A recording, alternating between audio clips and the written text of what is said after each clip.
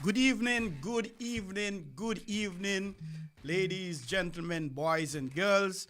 I don't think I missed out any other one.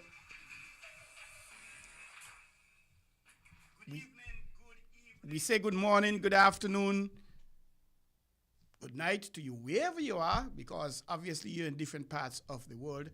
And we welcome you to another edition of On the Ball here at WINN FM 98.9 with yours truly, Troy Bif Mills. And I thank you for joining us. Of course, you could be any place, doing anything, looking at other programs, listening to other stations.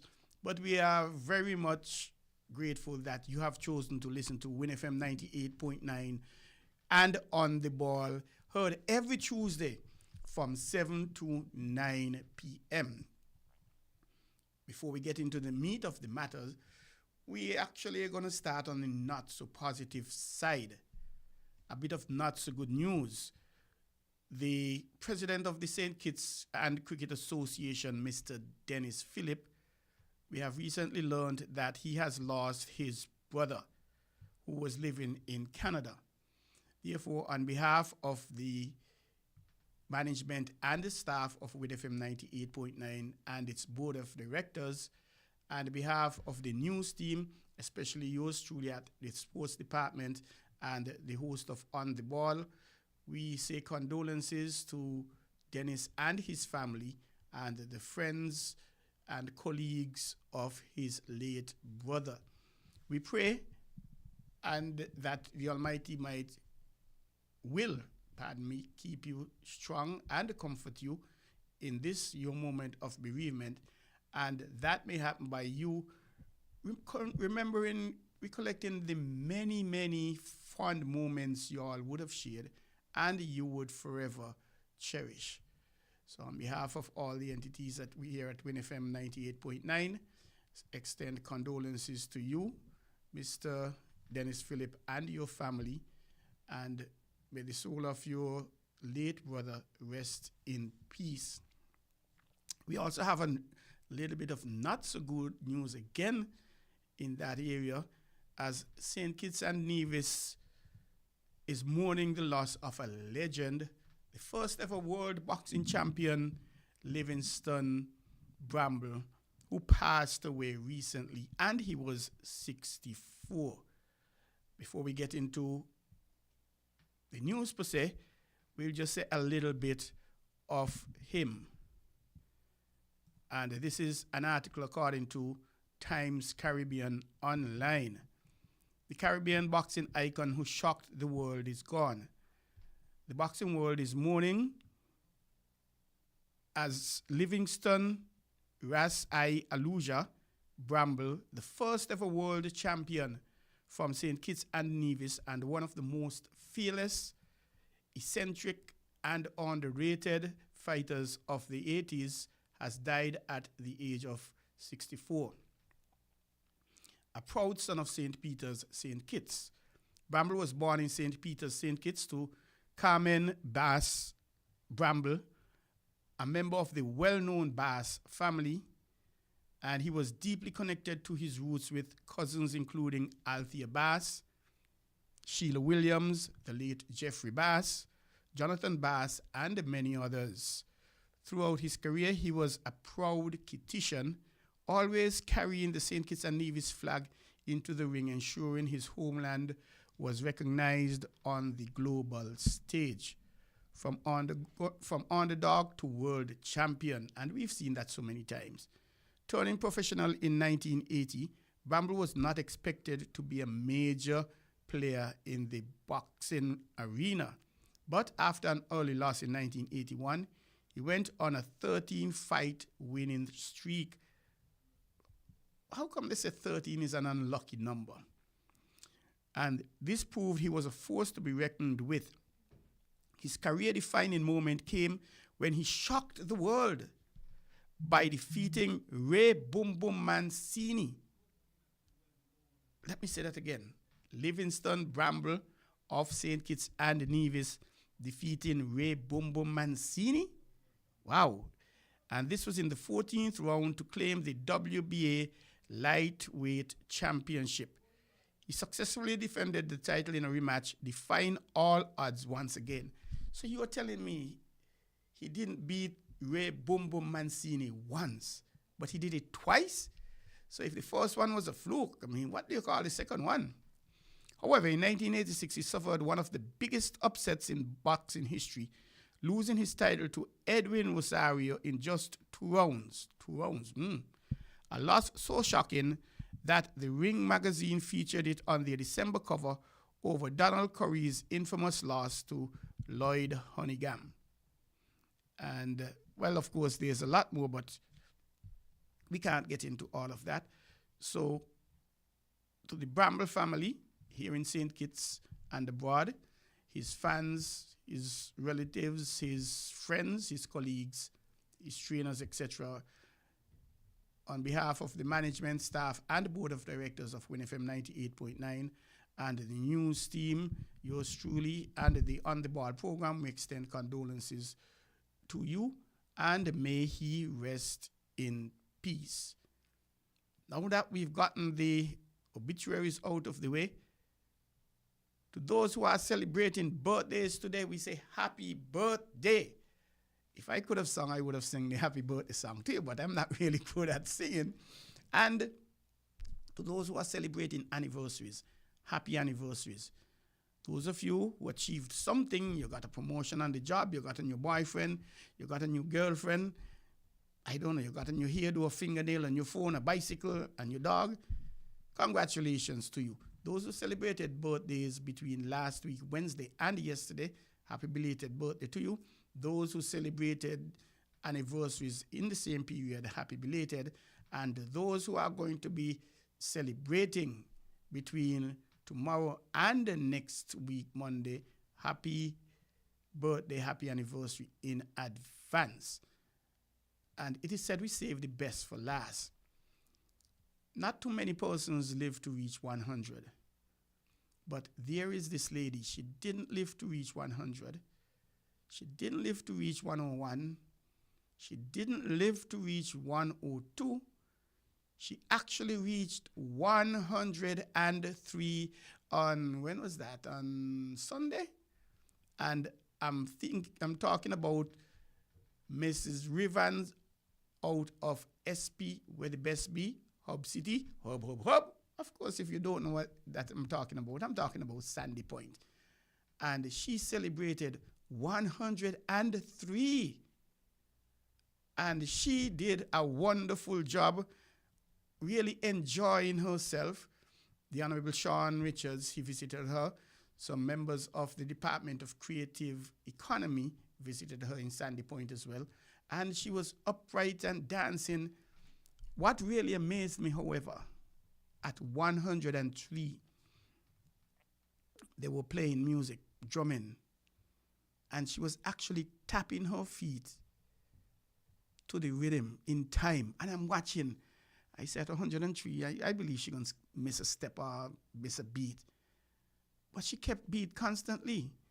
And I was really amazed. Wonderful, wonderful, wonderful lady. She spent almost her whole life teaching at this then Sandy Point Primary School. And she taught English literature. And at 103, I'm certain she taught everybody in Sandy Point. I don't remember her teaching me. I think when I started teaching back in 1981 at the Sandy Point High School, she was still teaching. So I had the privilege of teaching with her. I taught for 2 years, 81 to 83, and she was still there. I don't remember when she retired, but everybody in Sandy Point and beyond respects this lady. Happy belated birthday, Mrs. Angelina Rivans out of SP, where the best be. 103 years. I remember when she was just turning 99. That seems like yesterday. And that was a big thing when she turned 100. Obviously, it's a big thing, but she is going strong. In terms of the news, we have a lot of sports news to you, and we encourage the corporate community to come on board and sponsor the program in any way, size, shape, or form. Give us a call, 466-9586, or that's our marketing department, or you can contact me at 668-2055, either by voice or by WhatsApp, and we'll be able to meet with you. I'll be gladly able to meet with you and discuss a marketing package for you, a solution that will allow you to become a partner with us here at On The Ball at WINN FM 98.9. And by extension, the WINN FM's sports news. I'm the presenter, and that is heard every day, Sunday to Saturday, Monday to Sunday, however you want to call it. The WINN FM 98.9 presents a new major news package, 6 p.m. in the evening, and the sports, that's a part of it, with a rebroadcast 7 a.m. the following morning, both sports and the news, and the news is a rebroadcast at 12 p.m. So come on board and partner with us. As we get into the news items, let us start with this, which is actually a very important piece, I believe. Adolphus Jones, he used to keep for Spurs, he used to keep for Keon. He is the deputy principal at the Sadler's Secondary School, a very vibrant and athletic youngster. He is currently in Florida, and he's competing in the World Masters Athletics Indoor Championship that's taking place in Alachua County in Florida from March 23rd to the 30th of March. And we say congratulations to him. It's the first time a Kititian on a vision is competing at these games. And it's a Masters. What really took me back a bit was the fact that the age is 35. I mean, I believe 35 is pretty young. There's a saying that you start living when you're at 40. So I guess that, so to speak. However, we say congratulations to him, and we wish him the best. He is competing in the heptathlon, which is a 7-event competition, so to speak.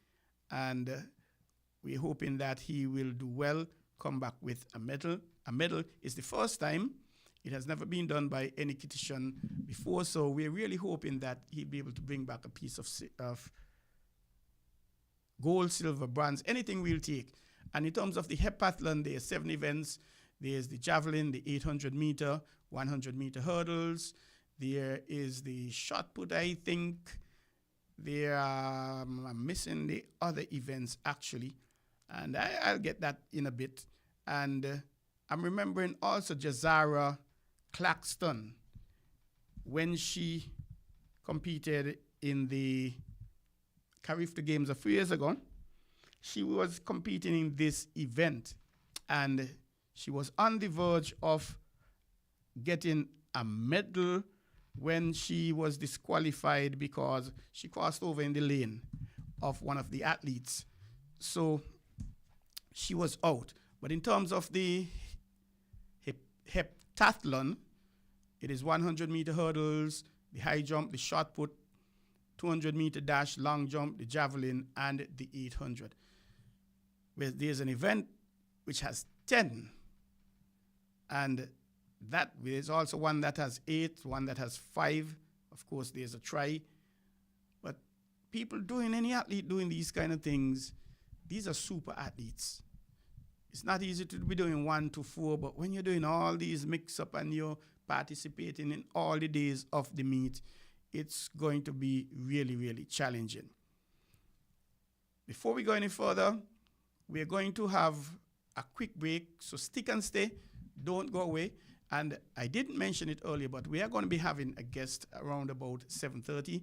That is Mr. Freddie Knight, the president of the St. Kitts and the Nevis Olympic Committee. So he's going to be here live in studios with us. And he wasn't 100%, but he said he will be here. So we really hope that he'll be able to make it with us. So stick and stay. Don't go away. And we will be right back with On The Ball here at WINN FM 98.9. Do you want to know what's happening in sport?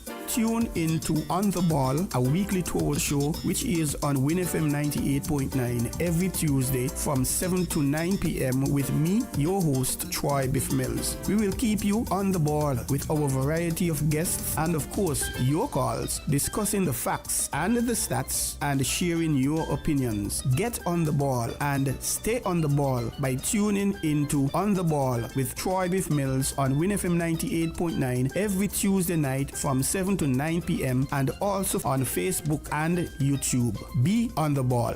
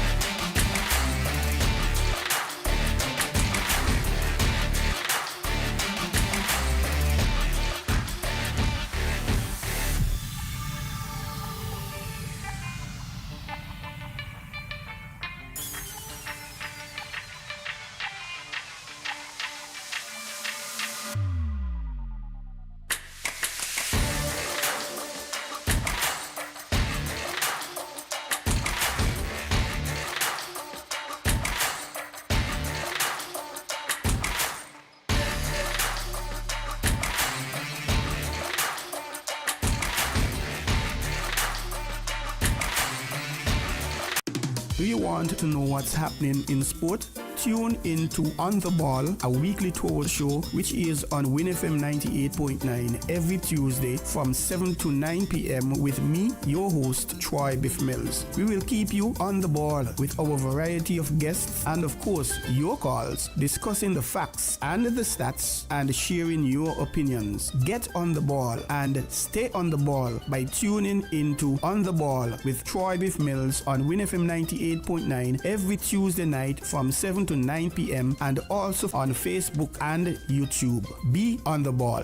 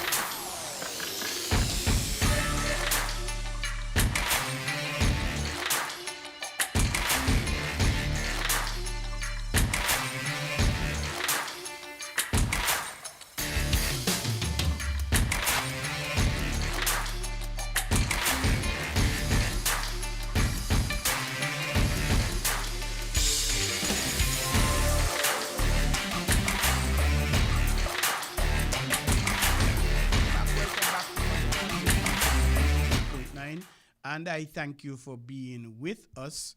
And our guest has arrived. He's arrived a little early. Well, I'm not really surprised for two reasons. He said he would have been, and he's a man that has been his identity.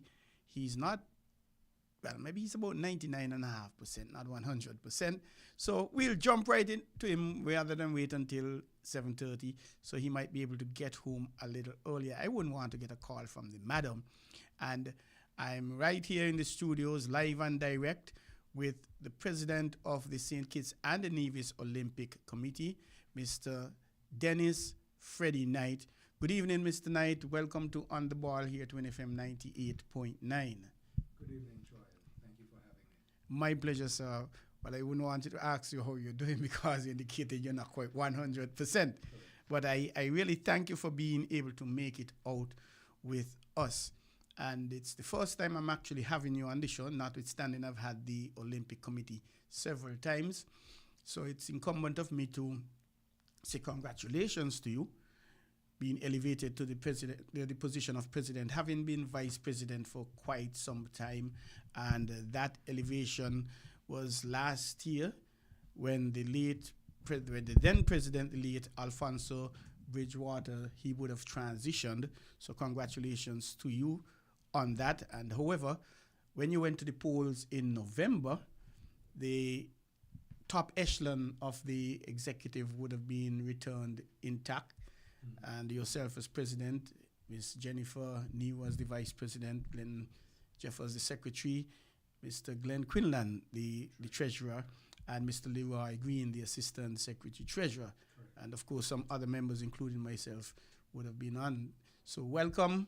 And how is the Olympic and how is Olympianism? Olympism. How things are going with those? The Olympic movement is, of course, a dynamic organization. There are things happening every day. And I think it's healthy. It's doing well internationally. There is so much going on. The Olympic movement gets involved in whatever is going on in the world. I mean, we can't avoid it. One sometimes wants to avoid the politics and so on, but in the end you get you land smack in the middle of it. And so when we talk about the competitions, which athletes going to participate and all of that, and of course recently there was the election for IOC president. Yes, a female. And we have a new president. A female, first in the history, first in 10. She's the 10th, the first female.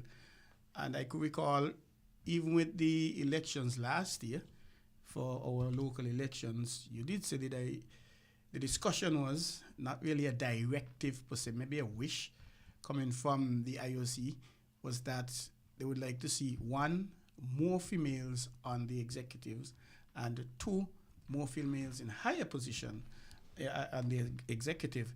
And the SQNC somehow responded to the call because Mrs. Jennifer Nee, she's the vice president, and she was the unopposed. And as other executive members, there are two females, one female. Brenda Allen, yes. So the steps are coming. But what was surprising to me was the fact that she won after round one. That I think was the big surprise. Kirsty Coventry, that's the name of the new president of the IOC. I mean, is no stranger. She's been a IOC member for some time now. Not as long as many of the others. She is still pretty young. I'm gonna guess her age. When she's 41, 42. 41, yeah. Yeah, not more. So she's relatively young, and was still competing up to 2008 in Beijing, I think.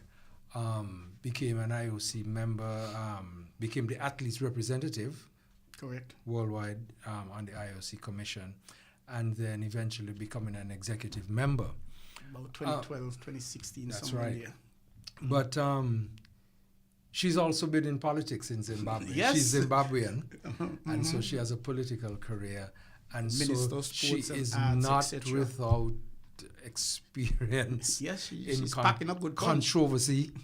I remember some years ago there was some criticism of her Ministry of Sports in Zimbabwe, and there was a matter, I think, of all the stadiums being underprepared for competition.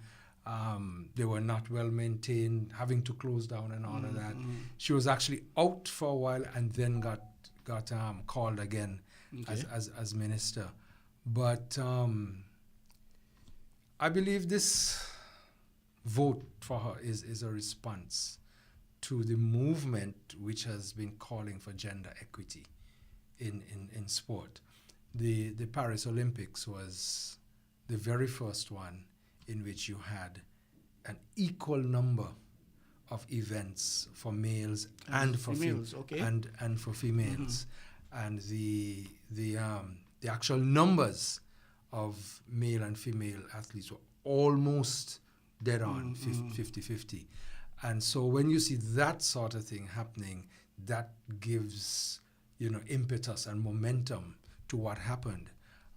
Some of her colleagues who competed as well, I think the two everybody knew was one Antonio Samaranch Jr. Yes. And of course Lord Sebastian Coe, who's head of World Athletics. But at the end of the day, he wasn't really in the runnings because surprisingly he only got 8 votes. And one would have thought that he would have been a very strong contender. But I think towards the end, in the last year or so, he made a couple of steps that I think caused him to falter. But still, it was surprising that she went and got through in the first. So I thought that she was good enough to get maybe 30-something votes or so in the first round. And so I was thinking all the time. In fact, I said to someone, I think she'll at least get to the second round. I think she's good for enough. The first. Yeah, but she took it all. Yeah, 49 out of 97 votes, 97. Which is exactly the number she needed. 50 point, whatever it was, 49.5, whatever. Yep. Just the skin of her teeth, so to speak. Yeah. But the Samaranch, the son of the former IOC president, he had the next most votes, which was like 28. 28. So she basically blew away the entire field. It was a licking. Yeah. A licking. And Samaranch himself, his experience comes, I think, from being in and around the Olympic movement for a while. I think by profession, he's more into finance, banking, that sort of thing. And of course, he has that legacy. Of course. And so on. Which could have worked to give him some votes, and as well may have worked against him as well. That was really interesting. I believe she could handle the position. The mere fact that Minister of Sports in Zimbabwe, notwithstanding she's the first female, and we'll have to wait and see how it goes. And coming a little closer back home, the Commonwealth Games 2026 in Glasgow, cut to 10 different disciplines. That's better than not having any, I guess. Yeah. It is almost a saving game, so to speak, if I could put it that way. The Commonwealth Games usually has some 26, 28 sports, somewhere around there.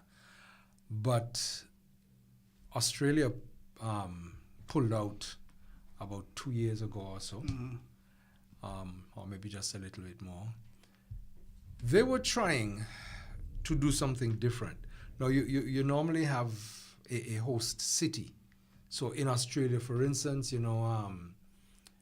Melbourne has hosted the games, the Commonwealth Games. The Gold Coast has hosted the Commonwealth Correct. Games. Sydney has hosted the Olympics and so on, But the cost of these games worldwide now coming bigger and bigger, and it is becoming a little bit,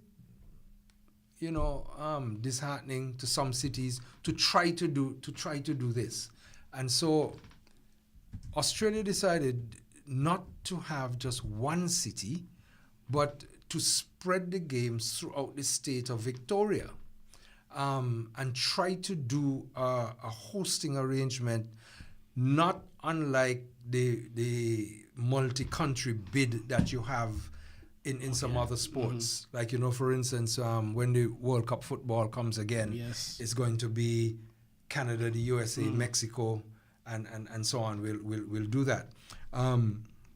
But somehow it ballooned out of proportion, and they had to at one time just come forward and say, look, this is costing too much, it is becoming too unwieldy, we can't do it anymore.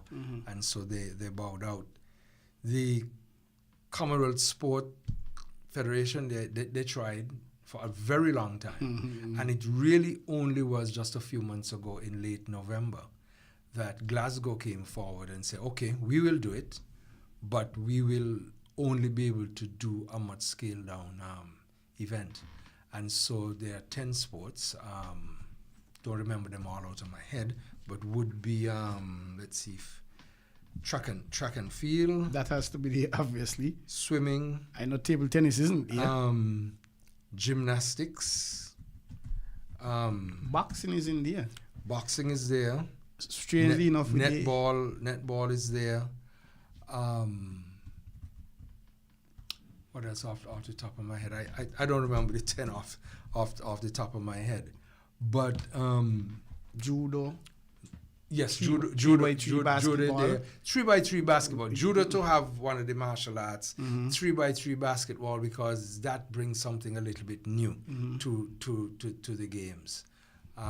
Track cycling and cycling, weightlifting. Right? Track cycling. They're not doing the road cycling, but just the track cycling.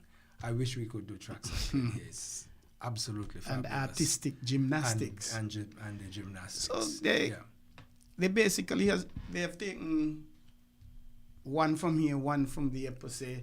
Yes, spread it around. Exactly. Yeah. Of course, Glasgow did have the games in 2014. And so there are some facilities which are already in place. And so infrastructurally, I don't think they have that difficulty as, say, a host country, a host city, which either A, has never had it before, correct, or B, hasn't had it for a long time. Yeah. Paris, for instance, hadn't had the games for 100 years. That's 2024, the last time they had it was 1924. That's a long time, a lifetime. Yeah. That's interesting. But it brings us to the crux of the matter, so to speak. History. The King's Baton Relay. Well, this is an interesting interesting tradition. It is the only true worldwide relay. Now, for instance, when we have the Olympic Games, there is the torch relay. But the torch relay does not really move around the world very much. It always starts from the site of the old Olympics site back in Athens, Olympia, and they light a torch. And then that makes a short journey to a couple of countries and so on. And then there is quite some time that it spends in the host country and finally ended up in the host city on the night of the games itself. The Commonwealth, let me describe it for these purposes, are 74 countries. And the baton is normally passed around each country, one after the other.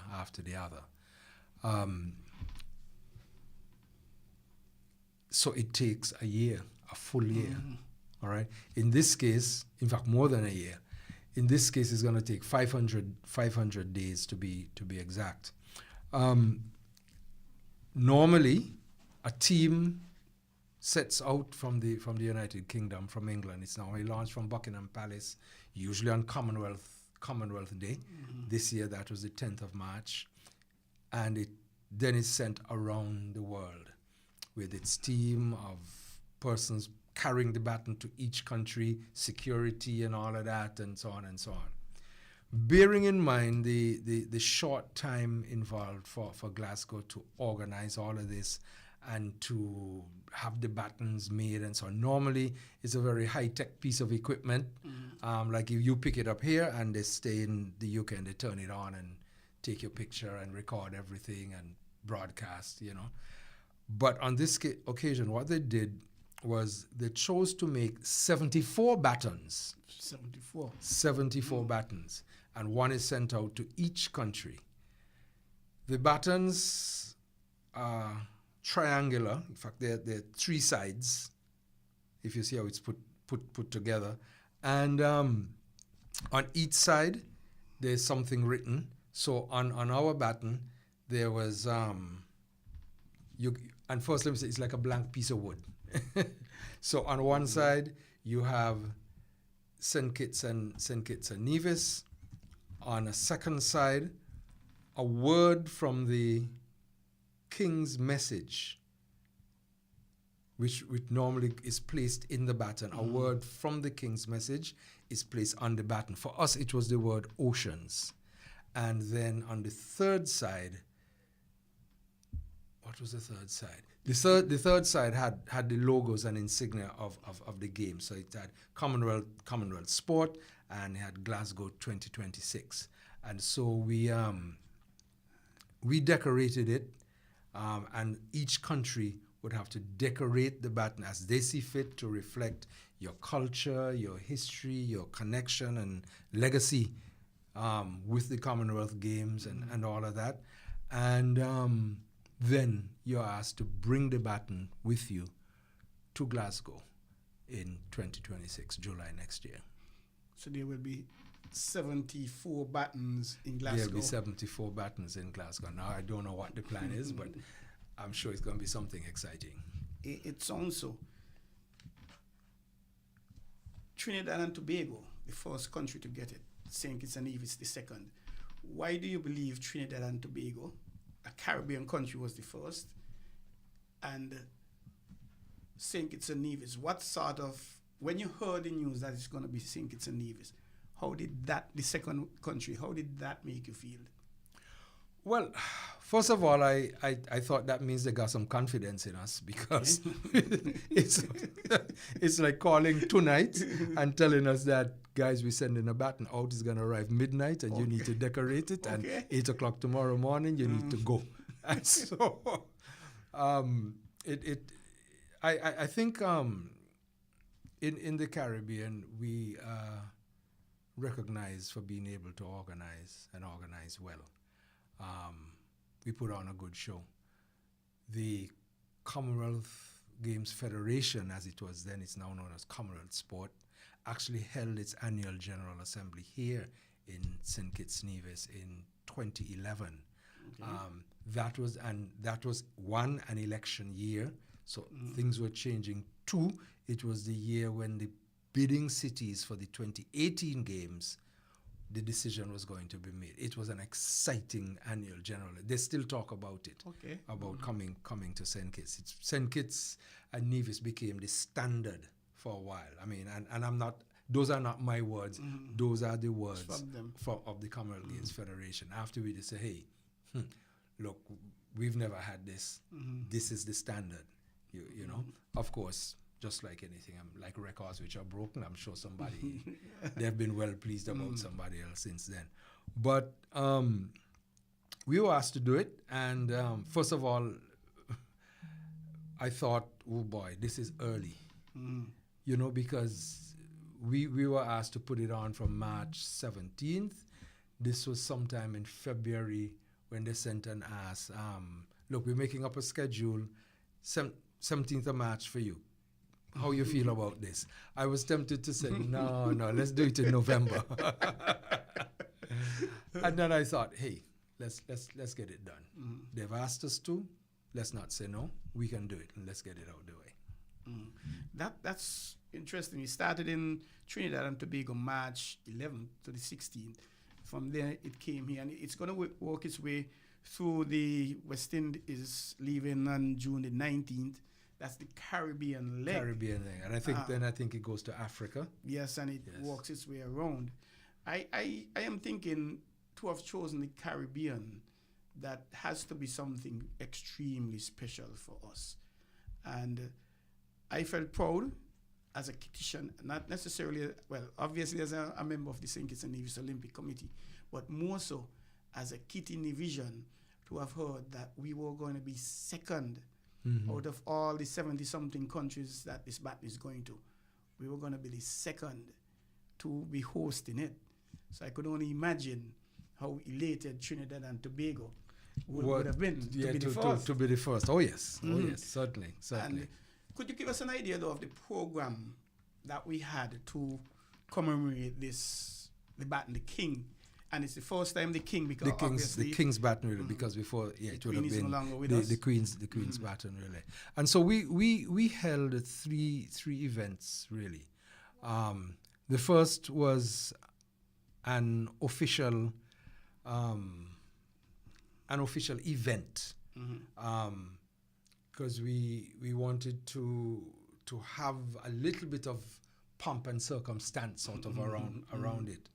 And so we asked Her Excellency, the Governor General, to host us at Government House, which she graciously agreed to do, and so to speak, be the person representative of the King himself to hand the baton over to the St. Kitts and Nevis Commonwealth Games Association.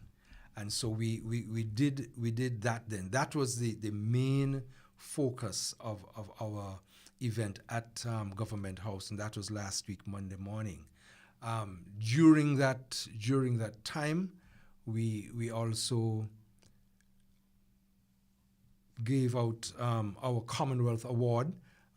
This is the third occasion on which we've done that award. We established this award 3 cycles ago. So Keith Heiliger was the first. I, in fact, was the second awardee. And on this occasion, we recognized the contributions of those 2 famous cyclists, Lappy and Wincy, Vincent Benjamin, or we all know him these days as Culture, and Cedric Maynard, who we know as Lappy. Because it was, these were 2 of the persons, of the athletes, who actually journeyed to Edmonton in Canada in 1978, way before we even had an Olympic committee, because our Commonwealth Games Association started way back then. I was president, Keith Heiliger, in fact, was secretary, and so on. And we were sending athletes out there then. They went at a time when we didn't know anything. we were learning and learning. We made many mistakes. That's what happens while you were learning, and we were not funded by anybody. So funds meant we put our hands in our pocket. When we couldn't put our hands in our pocket, we went down to the bank and we took personal loans. Wow. And some got paid back. Some, you know. I mean, we always paid the loans for the bank, but some funds were refunded us. Some, well, that's our contribution. Okay. But Wincy and Lappy attended those first games. The other persons who were there was Glyn Osborne, track athlete, sprinter, persons who remember the old St. Kitts Nevis Grammar School would have remembered Glyn Osborne from then. And then Ezard Wilson, middle distance, from Sandy Point area. So it was 2 track and those two cyclists, and so we awarded them. The baton was then sort of led out of Government House grounds by the masquerade and so on and all of that. So we had a little pomp and a little culture, etc. In the middle of the week, we went over to Nevis, and in Nevis, we had a little bit more of a relay, in fact, where the baton was passed from the Commonwealth Games Association to the acting director of sport in Nevis, Mr. Newton. And then the baton was passed to a Carifta Games hopeful, and then to a high school athlete, to a primary school athlete, Wow. and then we ended up over at the Malcolm Gishard Park, where it was handed to a primary school school athlete, and then for a while we had some games there with the baton, kid. It was fun. Fun. Well, for me, anyhow I'm around those kids is always fun. So that was fun, and I thank I want to say thank you to the team in Nevis for a job really well done. Then the third event was on Friday. Now, the Commonwealth sport and virtually all international sporting associations now of that span that magnitude, Commonwealth, IOC, okay, our area, the Pan Am Sports and so on, have over the last few years begun to focus on other issues, not just competition, and the global issues such as the climate. This is one of them. Gender equality, yes. and gender equity. See, so you have Kirsty Coventry and so on. Safeguarding, safe sports, and so on. Of course, anti-doping and so on, and that connects to competition, of course. But we, as a group, as a body of nations in the Commonwealth movement, made that decision some time ago at the Commonwealth Heads of Government meeting that we would attack and work at saving the climate. And so it actually was very timely for us that the King's Baton Relay program decided to do a plastic cleanup. Okay. And that sits right where St. Kitts and Nevis is right now. I think we're very, very strong with right. that. In fact, the same day we were doing our plastic cleanup over at Connery, I think it's just around this week too. We had that legislation about plastics and the thing bags, the plastic bags you get at the supermarket as of the 1st of April, and so on and so on and so on. So it tied in really very nicely. So we had a small group led by the Caribbean Youth Environmental Network, CYEN. Penelope Stanley is the president, who came and collaborated with us, helped us to organize that cleanup, and we went to Connery Beach, and for a couple of hours we spent there and we did some cleanup. Now, I can't tell you we cleaned the whole beach because my gosh, it is bad. It is bad. It is really bad. I think, and I want to appeal to all Kittitians and Nevisians, that we must do our part. We have to do our part.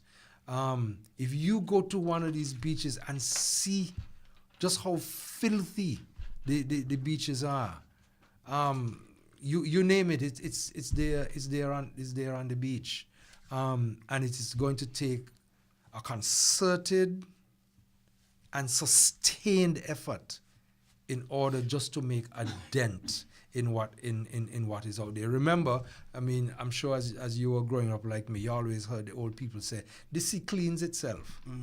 So when we throw it in, eventually the sea throws it back out on top. Correct. And so yes, I know we're gonna clean here today, and we're gonna come back next week and we'll see it just as dirty, because the sea keeps on cleaning itself. But if we stop throwing the things in, then the sea won't have all of that matter to throw up. It's bad. It's really, really bad. And not only is that bad, but even on our way down to the beach from the main road, the vast amount of illegal dumping, old, white appliances, the fridges and stoves and all kinds of things. People throw away washing machines and so on and so on. And people just seem that they want to get rid of something, they just go over in the bush and leave it. Furniture as well. Furniture and that sort of thing. We really and truly need to do this all together. So we were really happy as a Commonwealth Games Association to participate in that. I'm happy we did, and in fact, I'm already thinking of ways to partner again with CYE and get some more. And the Ripple Institute, etc. And the Ripple Institute, Chess Federation, and that's right. What have you. It was a privilege for me to be part of that cleanup. It's not the first I've been involved in a beach cleanup. It's the first time on that side, and Connery, I'm told you could walk on the beach from Connery, go all the way around to Cairn. That's about 5 miles. We used to be able to. I'm not sure if we could still do it, but yes, we used to be. As a youngster, I know that was fun. Well, erosion and all these things now. Yeah. And a few things will stick with me. One, I start with the not so positive one first. The variety of garbage, so to speak. You have the plastic bottles, you have the glass bottles, old shoes, and all kind of things. Not only down on the stand, but higher up. And I think it disturbed me because that's an area where turtle nesting happens every so often. And the positive side was the fact that Mr. Burgon, Navigator, who's the president of the St. Kitts and Nevis Association for Persons with Disability, he was there. Schools, the Adventists, they were there. And the police, they were not just there, they participated in it. Correct. So I thought these were very, very good moments, and I felt proud to be a part of it. And it was relatively short. We were only there a few hours, but I thought we would have collected quite a bit of garbage. And like you mentioned, we didn't even scratch the surface. And it's sad. So I would really want to appeal. I'm appealing to persons to save our beaches. There are some countries, persons have never ever been to a beach. So let us protect it. And especially like you mentioned, the global warming and the environmental issues and things like that. It's only harming it. It's only harming us. And at the end of the day, it will threaten the fishing industry. Oh, yes, it does. In fact, I'll give you a personal note. The last time I did a checkup with my doctor, when we talked about diet, he asked me, "You eat much in terms of fish?" I told him, well, no, I eat fish sometimes. It's not one of my favorite meals. He said, well, oh, good, because I'm going to ask you to come off the fish. I said, why? And he said, the amount of toxicity that we're now finding in the fish, we are advising people not to eat fish. So that's a reversal of how things used to be. Used to be when we were taught, fish is the way to go.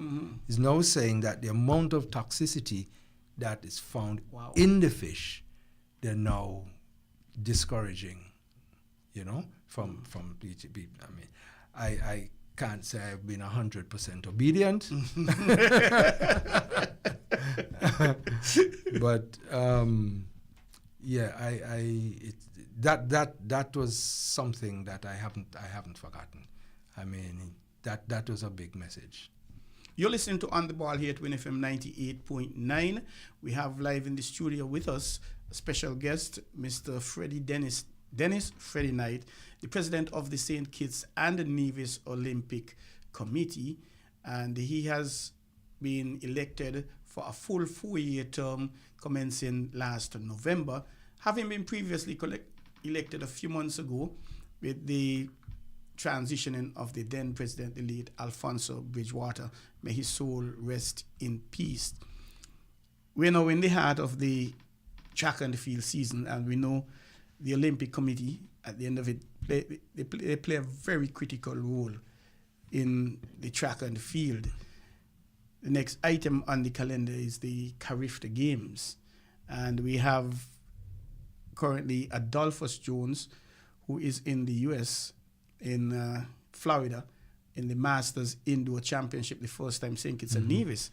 And I'm actually seeing something from the president of the, the secretary of the St. Kitts and Nevis Olympic Committee, Mr. Glenn Jeffers, and permit me to read it, please.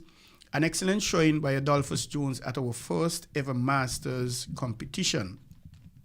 Adolphus Jones put on an impressive performance in our inaugural World Masters competition. After 5 gruel events, we finished just 8 points shy of a bronze medal. Wow, doesn't get any closer than that. Adolphus gave it his all, pushing through aches, pains, and fatigue. We salute our pioneer, Adolphus Dolly Jones, for a job well done. We are hopeful that our Masters program will continue to grow and attract seasoned athletes, allowing them to compete, allowing them to showcase their talents on the world stage. Once again, Mr. Jones has defied the odds and proven that with belief, anything is possible. So congratulations to you, Mr. Jones, and your performance first time around, and no doubt competing with athletes who have been doing this thing for some time. Mm-hmm. So missing out on a gold medal by 8 points, I don't believe we could have so much more than that. You know, I am especially pleased that he's doing it, because somebody has to lead the way. I'm happy, and I'm happy because I've always argued that we think that athletes and sports is for the young and elite athletes. But sports is for all. Indeed. Sports is for all. And I think it is one of the areas in which we have not done very much at all. I mean, and when I say very much, if you take 100%, we've done maybe a half of a percent. Some years ago, I remember I played in a Masters football league that was going for a couple of years, and there isn't very much that we have that persons past their prime can do. But I believe it's really, really necessary. There are 2 areas, really: sports for women and sports for seniors. The women, we have that has gotten a little better now, because women, of course, now playing cricket, they're playing basketball, etc., football, and so on and so on. But there's still not enough. Correct. There's still not enough. There was a point back in the, I would say it's the 1990s, late 80s, early 90s, when there was a WINN ball cricket league. Correct. What a thing that was. Everywhere you went, everywhere there was a little clearing, there were some girls' teams there playing or practicing and so on. If I lived at Lozak Road at the time, and it wasn't what it is now, so I could just look out over the park wall and see into the park. And the park was full of women's teams practicing and playing cricket. It was great. With netball not doing as well as it used to in the past, then some of the girls gravitated to basketball. Okay, and volleyball and so on. So that was good. But one of the things that I really would love to see is now sports for the seniors. When I travel to other countries, you can see even along the you see like how people walk from Basti out to Frigate Bay and so on. Well, if you're in Rio, for instance, then there are just places that you could sit. You put your foot up, you can stretch, you can do various little things and so on, and get that breath of fresh air, get the blood flowing, and get the seniors involved in just being and staying healthy, and it's really good for the nation. A few years ago, 2010, 2011. The then technical director of the St. Kitts and Nevis Football Association, Mr. Lenny Lake, he actually showed me a catalogue of a granny football league from South Africa. And you saw grannies all kind of size, shape, playing in hats, the the skirts down to their knees. They have on, some have on football boots, some playing in regular boots, regular shoes. And I was very much impressed with that. And my first thing was, hey, how come they're doing it in South Africa and we've never heard of it in the Caribbean? And the thing is, you know, they don't even have to do that. Mm. We just need to get them out walking at afternoons. Mm. And so, man, I wake up in the night in Santiago, Chile, and you look out the hotel, and Granny and Granddad walking across the bayfront. You know? Granddad got off his shirt, shorts, you know, in his shorts, and he's just going around, they're holding hands, and they're going, this is good. Mm-hmm. This is good. I see so many senior citizens here even just get affected by balance. Mm-hmm. You know, when they're walking and they can't keep their balance and so on. And they fall and they get injured fairly easily and whatnot. And yeah, the bones are a little brittle and fragile. Yeah, mm-hmm. We just need to keep on moving. Movement is important, and a lung full of air. Yes, especially that early morning air. But I find in the Caribbean, and it's perhaps not just saying it's in my view, a Caribbean thing, that our athletes become too old too soon. Too quickly. By the time our athletes hit 30, 35, they're ready to think about giving it up, 40, even whatever. I don't, somehow we've gotten spoiled as far as that is concerned. I remember as a youngster, as I said, I live Lozak Road. Mm.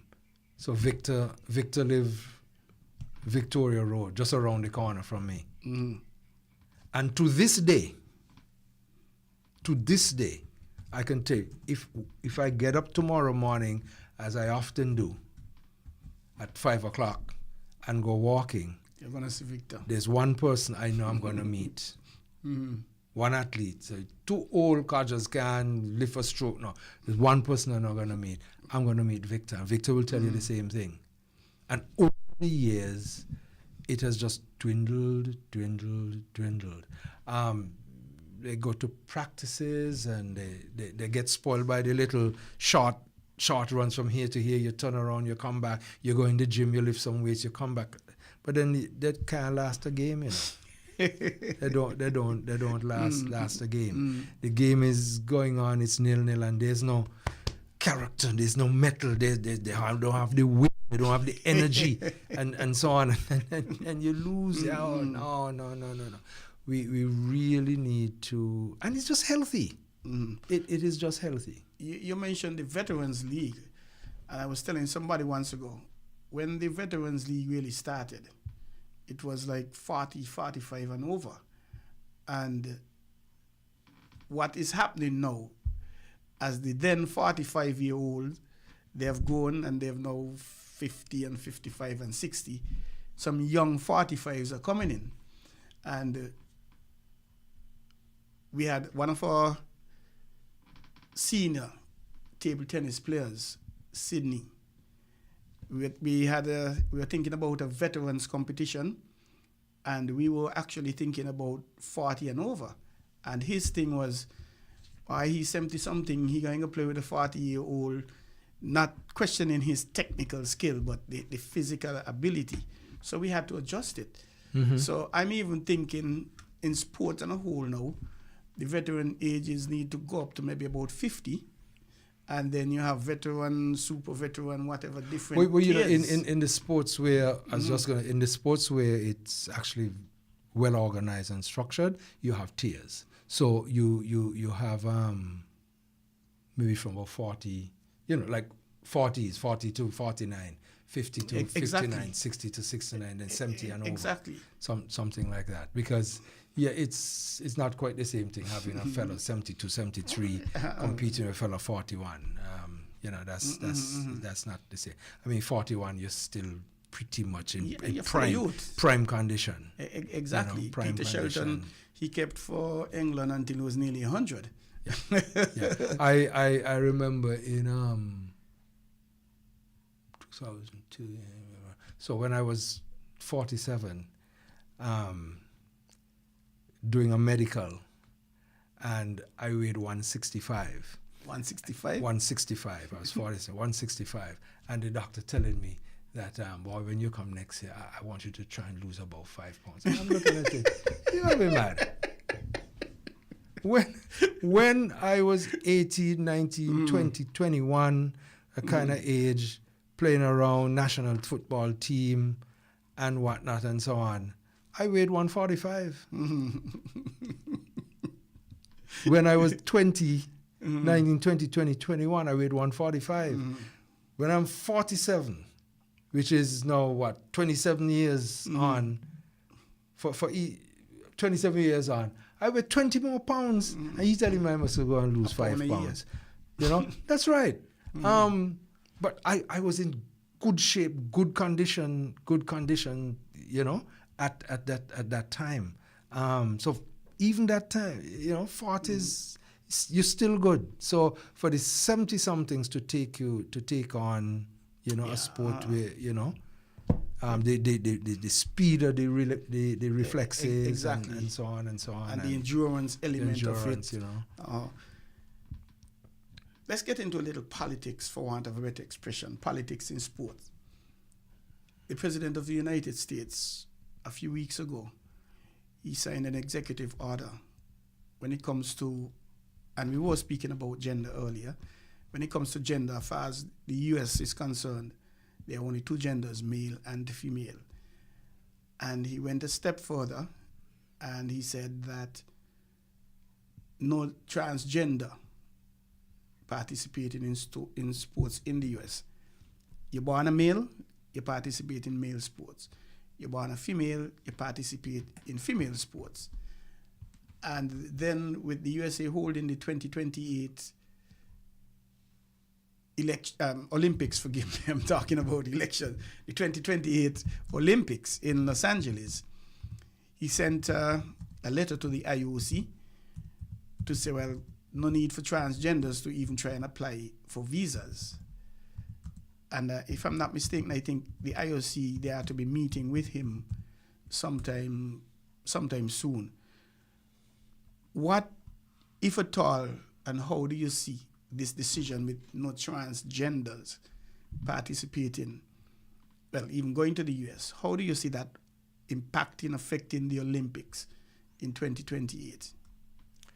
I'm going to go a little further for you and read something that's in the news now.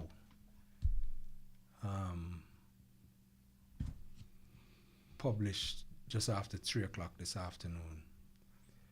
That's really hot off the press. Yes. Sebastian Coe, who of course is leader of the World Athletics. Female athletes will soon have to undergo a one-time genetic test to compete in women's events.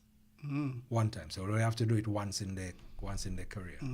Says World Athletics President Sebastian Coe said on Tuesday after proposals to tighten eligibility rules were discussed at the body's council.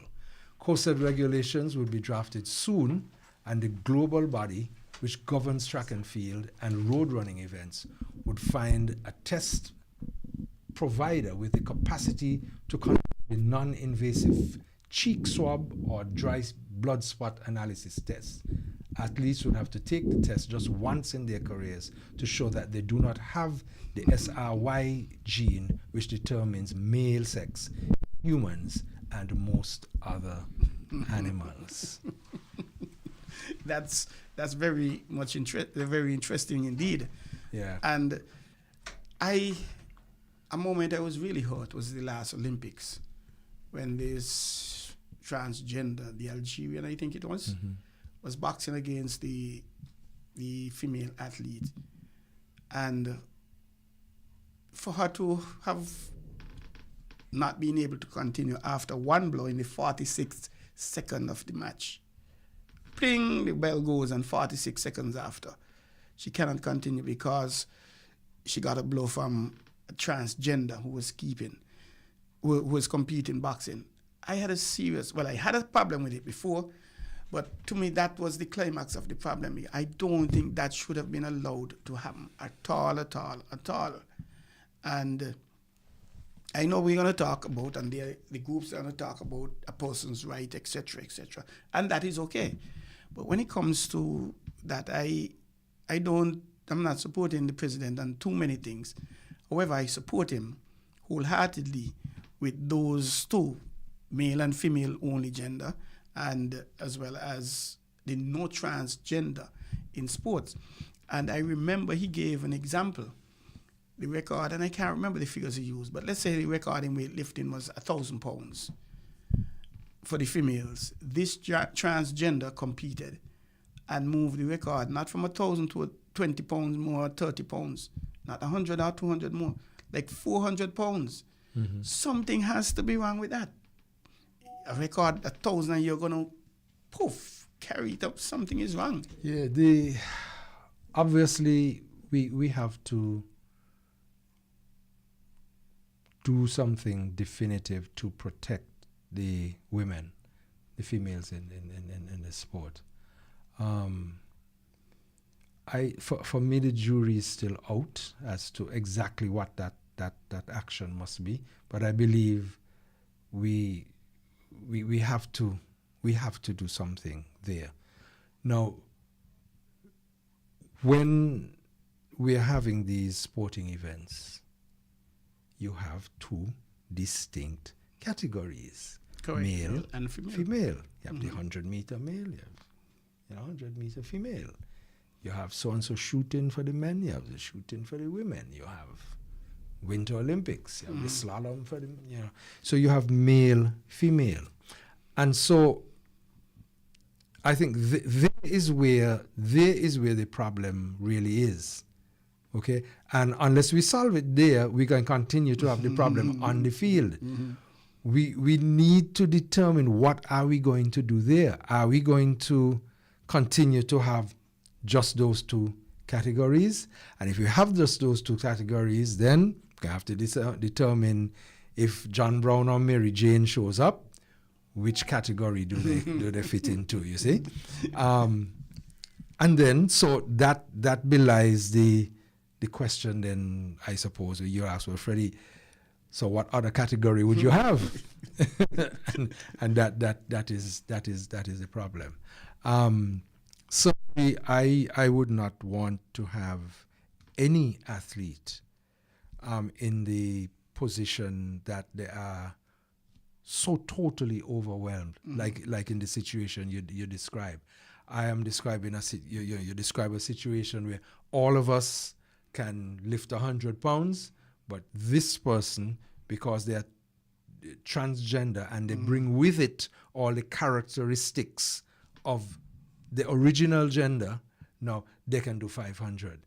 That somehow that can't be right.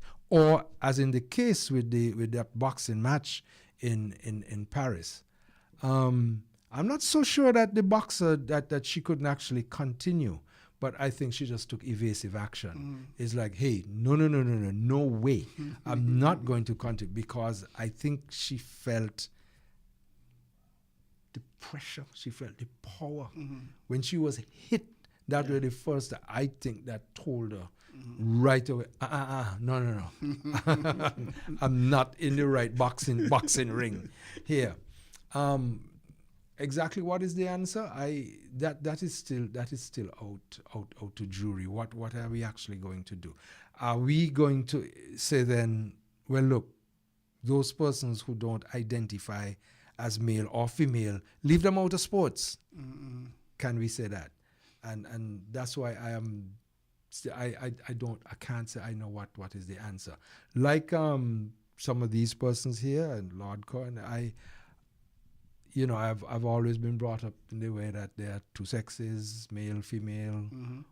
One produces sperm, one produces eggs, or however, whatever, X, Y, XX, whatever, and so on. And that is the criteria which we use. And I am not comfortable myself even discussing or philosophy, because I just don't have a good feel for it. When people start to say, well, no, don't call me he or she, say they. and them and so on. And not that I'm doing it saying this as a criticism of those people, but I don't know. And I don't. Most of us have not. I think interacted with transgender persons enough, I believe, to actually to give a really informed opinion. It's an extremely difficult one. But once we stay along the line of two categories, one for male, one for female, we're gonna have to find a way to decide. Lord Co is saying that athletics is gonna do it by giving you some kind of genetic test. Well, there can be a transgender games if I think I could understand. You want inclusivity, however, but if you choose to not be this and be that instead, but that is a good move, the test as it were. I suspect he'll be getting some pushback from this group and that group and rights group, and it's unconstitutional and what have you. But yeah, and you know, yes, you will, because I know from my days of being the president of track and field some years ago, I remember when there was actually a gender test. I know up as late as, I don't remember, but let me say, I remember, for instance, our female athlete, Diane Dunrod, saying to me at some time that one of the games that she went to or something like that, and she had to do a gender test. Okay. And that is just the other day, yeah, just the other, But it was outlawed after a while, and so on. But this is interesting that they bring back this genetic test. But times change. Definitely. You're listening to On the Ball here at WINN FM. Forgive me, you're listening or watching On the Ball here at WINN FM, because we're streaming live on our Facebook and YouTube. Links. We have with us the president of the St. Kitts and Nevis Olympic Committee, Mr. Dennis Freddie Knight. And the lines are open if you want to give us a call, 466-0989, 662-0989. Or should you have a question you would want to ask, you can WhatsApp me, 668-2055. And to give you an idea, an opportunity to get your thoughts together, we're going to go for a quick break, and we will be right back. Stick and stay, don't go away. We will be back with you in just a few. Do you want to know what's happening in sport? Tune into On the Ball, a weekly talk show which is on WINN FM 98.9 every Tuesday from 7 to 9 p.m. with me, your host, Troy Bif Mills. We will keep you on the ball with our variety of guests and, of course, your calls, discussing the facts and the stats and sharing your opinions. Get on the ball and stay on the ball by tuning into On the Ball with Troy Bif Mills on WINN FM 98.9 every Tuesday night from 7 to 9 p.m. and also on Facebook and YouTube. Be on the ball.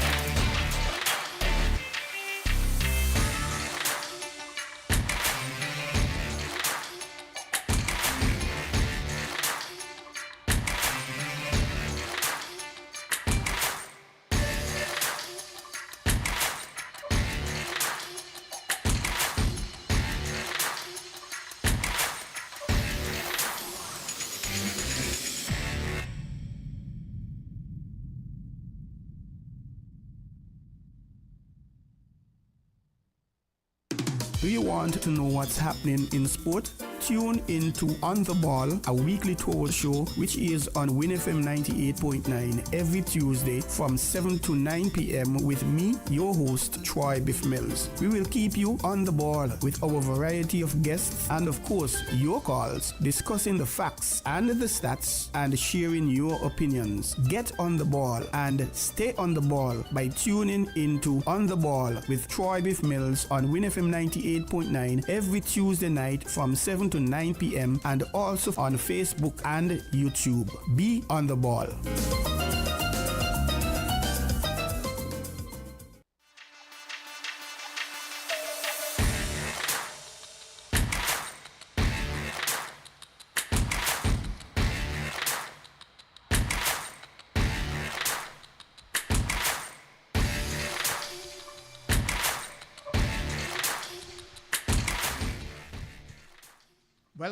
Welcome back to On the Ball here at WINN FM 98.9, and we're basically getting into the last lap or the back stretch, the last leg, whatever you want to call it. We're heading towards the ending period, another 31 and a half or 31 and a third minutes to go, and we have with us in the studios Mr. Dennis Freddie Knight, president of the St. Kitts and Nevis Olympic Committee. And we're going to go back. I thank him for being with us for so long. Don't think that was really the intention. He's indicated that he wasn't 100%, but it's not often that we have him, and try to extract as much information as we could from him. I hope that he'll forgive me for that. And I hope the madam will forgive me for that as well. But it has really been a pleasure as we go back now to Mr. Knight and what is basically up next for the SKNOC participation, etc. Well, in terms of the NOC itself, the next thing up is the Pan Am Youth Games in Asunción in Paraguay. This is in August, and we are hoping to have a good representative team. Apart from the usual track and field, volleyball has already qualified, and that's exciting. And we're going to see who else we may qualify before then. We really and truly want to invest a lot in our youngsters. It's as we all say in the cliche kind of way, the youth is our future and all of that. But we really need to take that saying seriously. Can I ask you to hold, Mr. Knight? We do have a caller on the line. Good evening, caller. Welcome to On the Ball here at WINN FM 98.9. Thank you for calling. Yeah, good evening. Good evening. Good evening, sir. To you and the guests with an S. There was a lady there as well, too, right? Right? Sorry, repeat? It is your guest is a lady and a gentleman. You're a little muffled. I imagine I heard you say something about a lady. Yeah. How much guests you having tonight, too, right? Just the one, Mr. Knight. Okay. Good evening to you, two gentlemen. You're a little muffled, sir. We're not hearing you that clearly. Okay, hold on a minute. Yeah, what about now? Any better? Not quite. You're a little louder, but still the muffled. Okay, let me try to call back in one more time. Okay, we appreciate that. Thank you, sir. No problem. Yeah, no problem. Okay, very much. Right. You're so saying we say it all the time that the youth are our future, but I don't think we go about it in a serious way. We just take it for granted, and it's not going to happen that way. I am fond of saying, and I'll say it over and over, that because we are not, steeped in professional sports in St. Kitts and Nevis, what we have always is when we get to competition, we're putting athletes who play a sport between 5, say, in the afternoon and 8 in the evening, maybe 4 times a week for fun, against athletes who play it from 8 in the morning to 5 in the afternoon for a daily bread. What is going to happen most times? I mean, that's a foregone conclusion. Yes, every now and again we get a little flash in the pan, and ever so often, or no, let me put it another way, ever so infrequently, we'll get a 2003 Kim Collins world champion, but that was 2003, so that's 22 years ago. We will have something, but we just take it for granted. In order for us to do well, we all have to put our shoulders to the wheel and come up with definitive plans, programs, pathways to guide our young athletes to the kind of excellence and elite performance that will result in us bringing medals home. It's not easy. You take how many people start. I mean, we love the track and field so much. Take how many people start the 100 meters in Paris. It was 56. Okay, 3 got medals. 53 of them failed, went home without anything. Okay, does that mean that they weren't good? Does that mean that they didn't do very well and so on? But then they would come back home and say, boy, them fellas coming by, they come and they ain't even bring no medal. The likeliness is, well, no, the fact is only 3 going to get medals. So that the likeliness is that 53 won't. Okay? It is not easy, and we cannot take it for granted. We have to put in the time, the effort, the energy. And so that the Olympic Committee is really focused very much on youth programs. We want our member federations to bring us the youth programs. Those are the kinds of programs that we can right away and get the funding for, enable to help them to develop. Well, it seems as if we lost that call, but caller, can you please try calling back? 466-0989-662-0989. We thank you for your efforts, and we would really like to hear from you. And that is important. And from a cultural point of view, when I was the director of culture, normally we have programs and we have the caller back online. Good evening, caller. Welcome to On the Ball here at WINN FM 98.9. Okay, good evening to you, gentlemen. Any better right now? Yes, it's a little better. Okay, let me get straight to it. I'm not really a regular caller here, but you're not going to? Track and field. You're there, You're caller? there, right? Yes. Go ahead, yeah, caller. I'm here. Go ahead.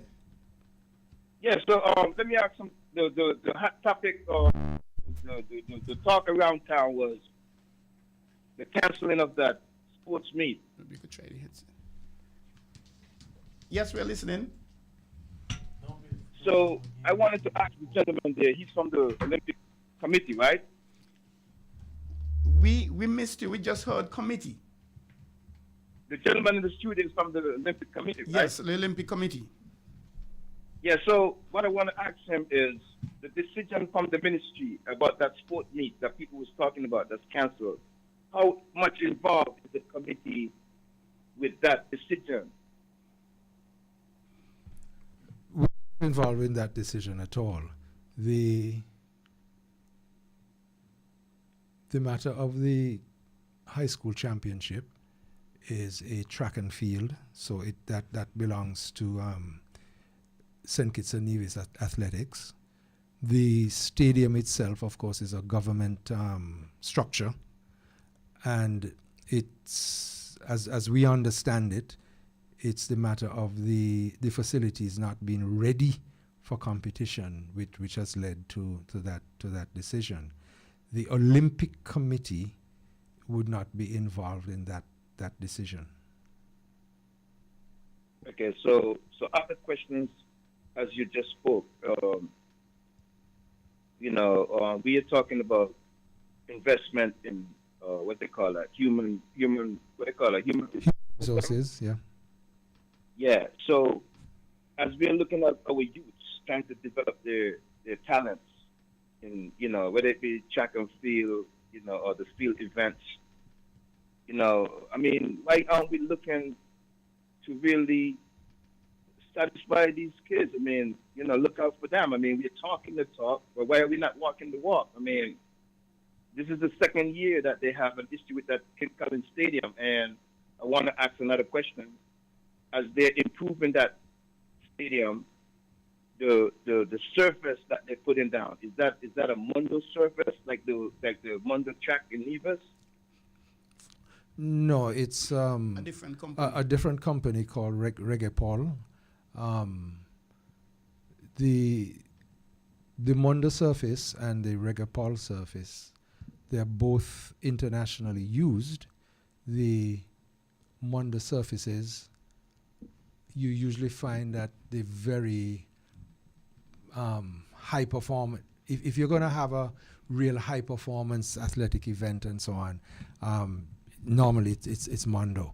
The Reggae Paul surfaces are used more traditionally for community use, school use, that kind of thing. It kind of takes a little bit more beating than the Mondo surface. Yeah, okay. I'm from the Federation, right? I'm from Cotton Ground, Nevis, and I migrated out to Nevis in 1985.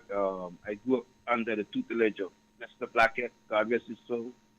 And I remember when we used to come down to St. Kitts many a years to the track meet there at the Bastille High School. Yes. And real quickly, this is something just a little bit personal to the host, the guy, Biff. Yes, sir. Biff was Biff. Yes, sir. What became of those guys, Big T and Rocky? There was two guys that used to run in that 100 meters at the Bastille High School. We look forward to that event coming to the end of the meet every year, Big T and Rocky. And then I remember there was another gentleman named Bruce. I think Bruce might have been from Payon. He was like an 800 meter. He was like 800 meter runner. He used to run a longer distance than the 400. Yeah, it might be Bruce. I remember clearly. He was a slim guy, tall guy. This was a long, long time ago, man. This was like before 1985, man. Like I tell you, I migrated out to Federation in 1985. But I always thought about those guys, man.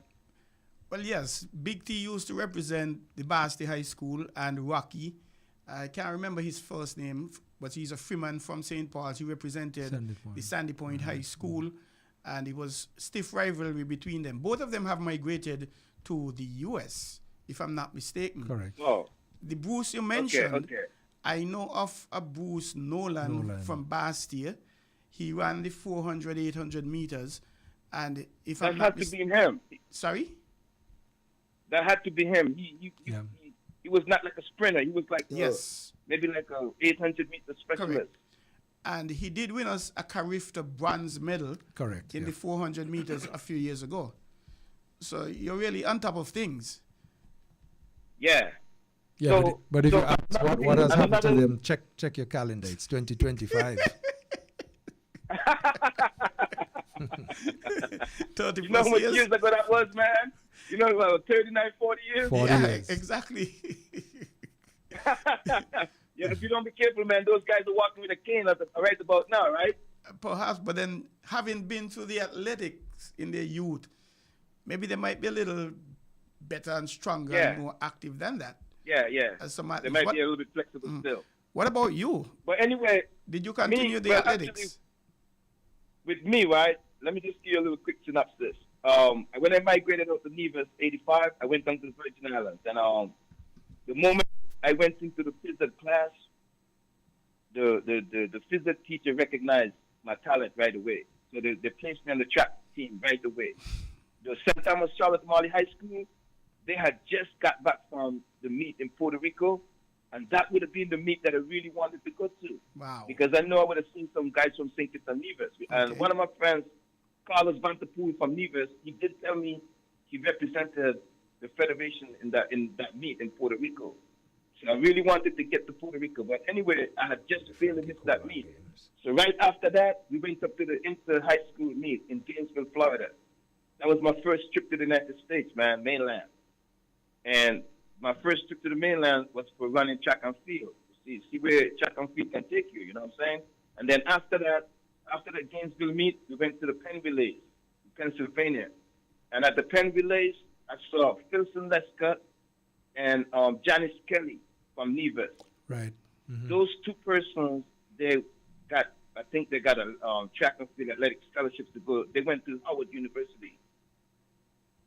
And it's a small world, man, because I'm backstage at the stadium at the Penn Relays, and guess who I saw in the stadium? Janice Kelly from Gingerland, Nevis. Mm-hmm. Okay. Yeah, I I remember would Janice. never expect that I would have never expect that I would have spotted somebody there from Nevis, man. It was real touching when I saw her, you know. She told me that they ran, Philson Lescott ran the day before, and she ran that same day, but I didn't get to see her on the track.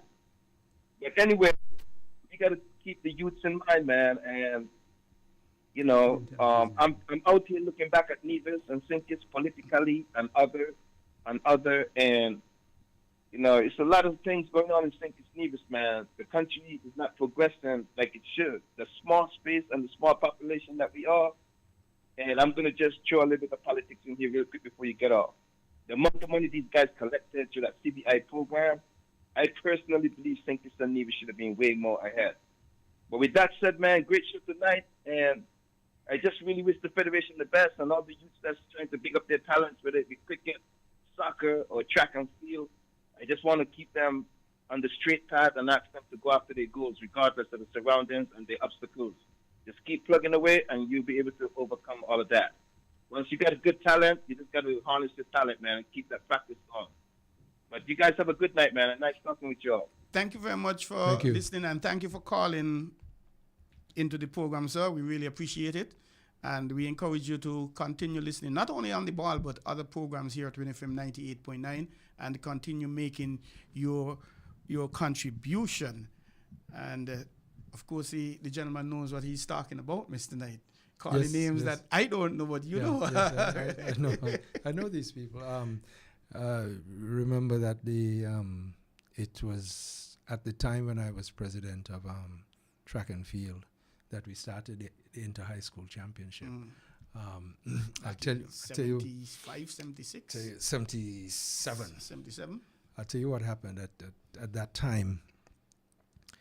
We had a St. Kitts Amateur Athletic Association. We didn't have St. Kitts Nevis. I didn't feel at the time that we actually had the capacity to do both islands. I mean, it isn't like now where you could virtually just drive across, jump on a boat and go over. The movement, it was really difficult and so on. And so we started a St. Kitts Amateur Athletic Association. Lester Blackett was like my personal friend. He sometimes when he came to St. Kitts, slept in my house and so on and so on and so on. And I encouraged him to get things together in Nevis. So we had a Nevis Athletic Association, and that is how we did it. Whatever I did, we shared as we could and whatnot and so on. In 1976, one of my former athletes, Seymour Davis, left school, Tally, then he began to teach. He got down to Sandy Point. He taught me science, actually. And we decided to have a little Sandy Point, Basti High, tongue country, grudge match, and so on. It came off very well. And so by the next year, you had Lloyd Lazar calling us from the junior high, Virgil Williams calling us from Keon, and so on. So you guys had this thing last year, and you all left us out. So it's not going to happen this year. And can you believe that by the second year, it was from Basti, then it was the junior high, Basti High, Convent, Keon High, Sandy Point High, Virchild's all age, Virchild's all age, all age school, the technical college, as they were called then, and then the Nevis, Charlestown, and Gingerland came together as one team. In that, so we had this thing. It went off extremely well, and so by the next year we branded it. We went for sponsorship. TDC bought in, and has been the sponsor ever since. And yeah, all the names of those athletes. I didn't recognize him. He didn't give us his name, but I'm sure I would have recognized the name if he told us. That has been the training ground for many of our top athletes. Yes, that Bastia High School and the hill.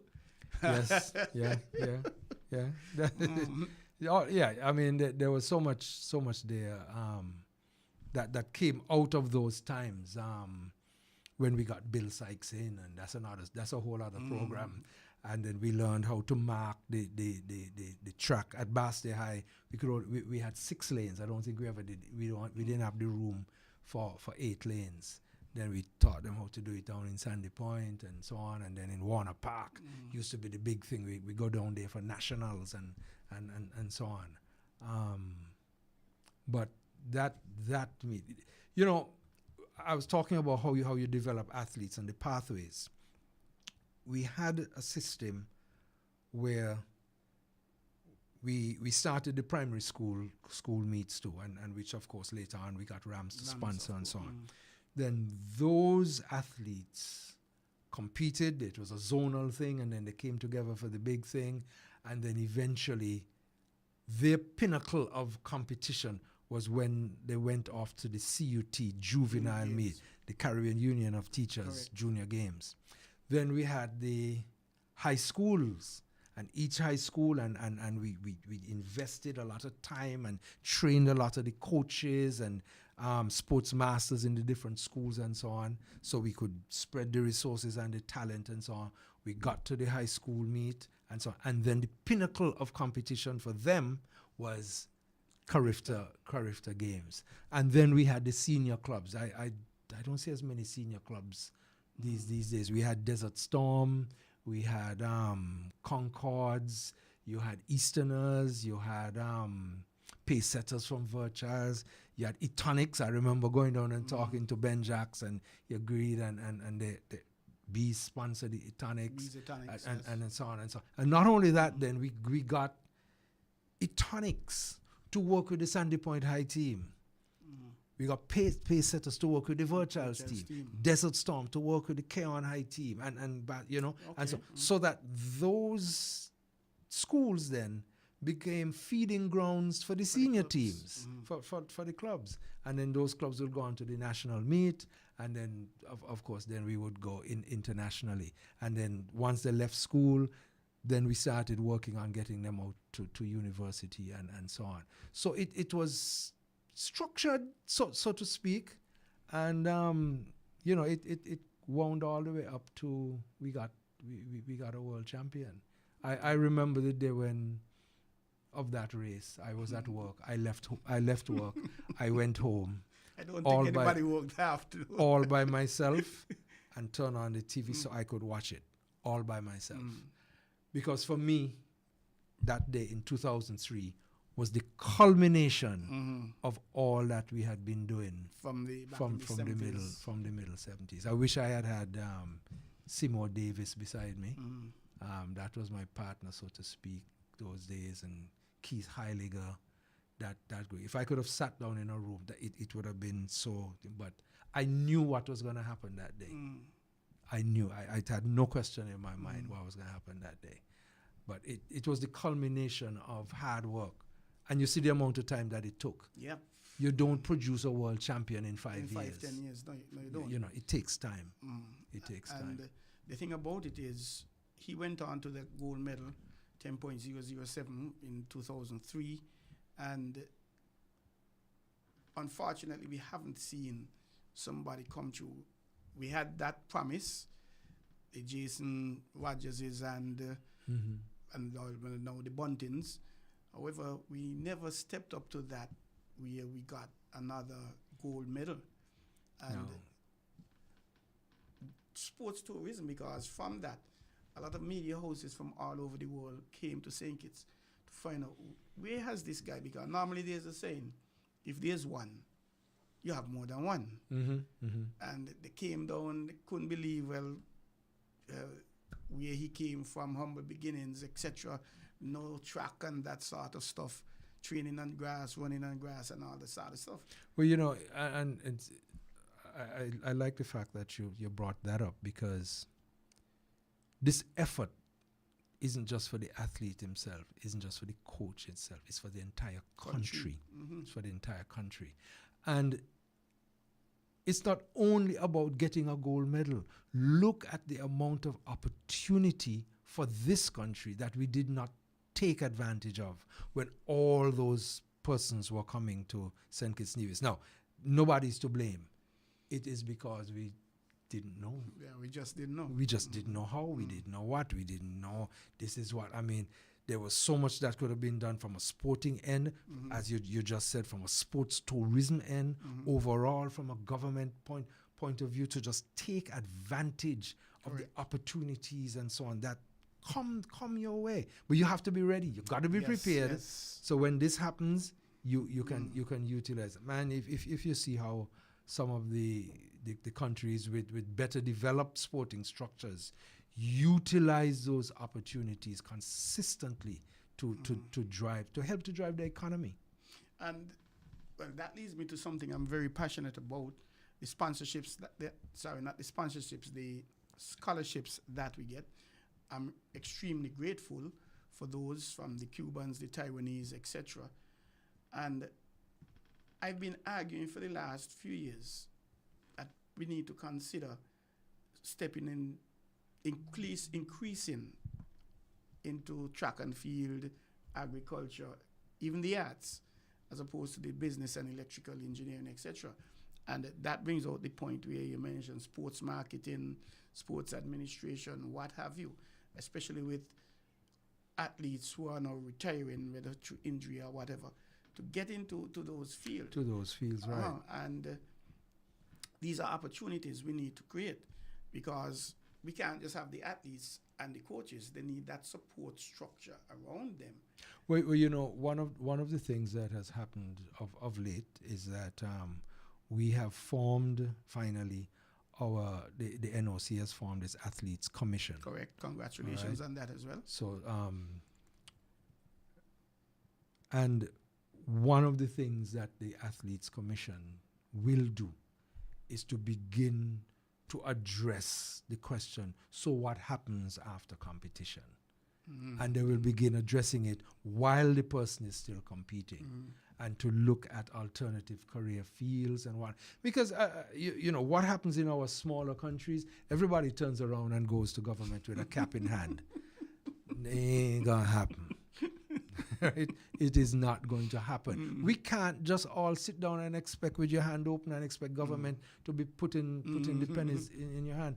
We have to arm ourselves with the skills and the talents and so on to be able to do this. And yes, there are so many avenues and opportunities in sport administration, development, marketing, athlete development, and nutrition, and so on.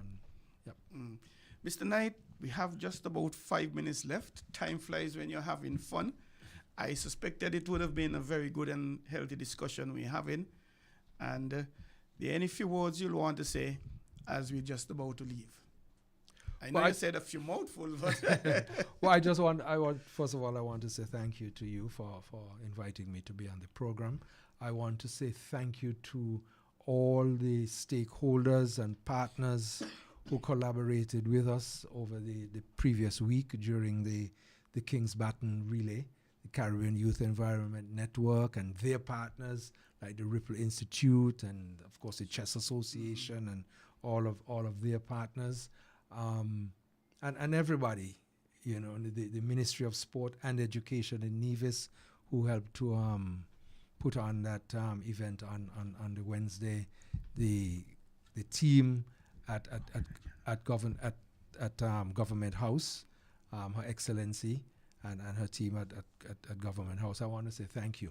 I want to say to the public at large that one of the things that we want to do now in this new quadrennial is for the NOC to engage with the public a little bit more than we have done in the past. So I'm looking for your invitation to come back on another time. But in such a way, though, as to get the public involved. The public involved. And it's not going to be just to come run in a competition. You see, like how we did that beach cleanup, something for the environment, something for disabled people, something for, you know, and so on and so on. Because the values espoused by the organizations, destiny, humanity, you know, all the human values and so on, are really important to us as a people. And so I look forward to sharing more ideas with the general public and to get their participation in our events for the benefit of the entire Federation. So thank you much. Mr. Knight, it has been indeed a pleasure to have you and an honor, distinction as well, to have you here with us, the first time in your capacity as president of the St. Kitts and Nevis Olympic Committee. We look forward to having you here again in the future. It definitely would not be the last. And we thank you for the work that you and your team are doing towards the development of the generally sporting environment here in St. Kitts and Nevis, the work you're doing with the national associations. And I must congratulate you on the recent King's Baton Relay exercises, which I thought were very, very, very successful. And I think they all went a long way. So I again thank you for being here with us and extend best wishes. Have a wonderful evening, sir. Thank you very much. You have been listening to Mr. Dennis Freddie Knight, president of the St. Kitts and Nevis Olympic Committee, live and lively in the studio with us, speaking about originally the King's Baton Relay towards the Commonwealth Games, which will be happening in Glasgow next year, Godspeed 2026. And of course, you cannot speak to Mr. Knight and track and field doesn't come up, not at all. Don't even think about that. But we were able to get some good information. We thank him and the committee for what they are all doing. And the time has really slipped away when you're having fun. We're now at the end of the program. I thank you for listening. I thank you for watching. I thank the caller who actually called in, and we encourage him and other callers to come in. And we again reaching out to the corporate community to come on board and sponsor the On the Ball program every Tuesday night from 7 to 9. And we just don't talk stats. We invite guests in to tell us what is happening with them, the associations, and of course, give their opinions on things. We have some not so good news because earlier we mentioned the passing of our legend boxer, Livingston Bramble, who passed at the age of 64, and also the brother, I have to be careful, the brother of the president of the St. Kitts Cricket Association, Mr. Dennis Phillip, he's the president. He lost his brother in Canada. So we extend condolences to both families on behalf of the management staff, board of directors of WINN FM 98.9, and of course, the On the Ball program and yours truly. And on the flip side of that, we say happy belated birthday to Angeline Rivan of Sandy Point, who turned 103 just but on Sunday, I think it was. Congratulations. A lot of us may not reach that age, but that's a good golden ripe age. But not only that, her faculties intact. She laughed, she danced, she spoke, and we are thankful to her.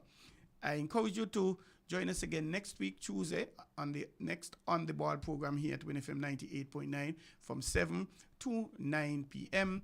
You can contact me, Troy Bif Mills, on my telephone 668-2055. That's my WhatsApp number. If you have any considerations, any suggestions you would want to make, how we could better serve you, how we could make the program much better for you. You may be shy, you may not want to call in, so you could send your ideas and your suggestions to me via WhatsApp. As I slip away, I encourage you, before I do that, I always say, you have to be patient when you're driving. You don't want to end up a patient because you were not patient. So please exercise tremendous awareness when it comes to driving. Not only vehicles, but pedestrians as well, the cyclists. Be much aware of what is happening. And always be positive in your words, in your thoughts, and in your actions. Thank you for listening. Do you want to know what's happening in sport? Tune into On the Ball, a weekly tour show which is on WINN FM 98.9 every Tuesday from 7 to 9 p.m. with me, your host, Troy Bif Mills. We will keep you on the ball with our variety of guests and, of course, your calls, discussing the facts and the stats and sharing your opinions. Get on the ball and stay on the ball by tuning into On the Ball with Troy Bif Mills on WINN FM 98.9 every Tuesday night from 7 to 9 p.m. and also on Facebook and YouTube. Be on the ball.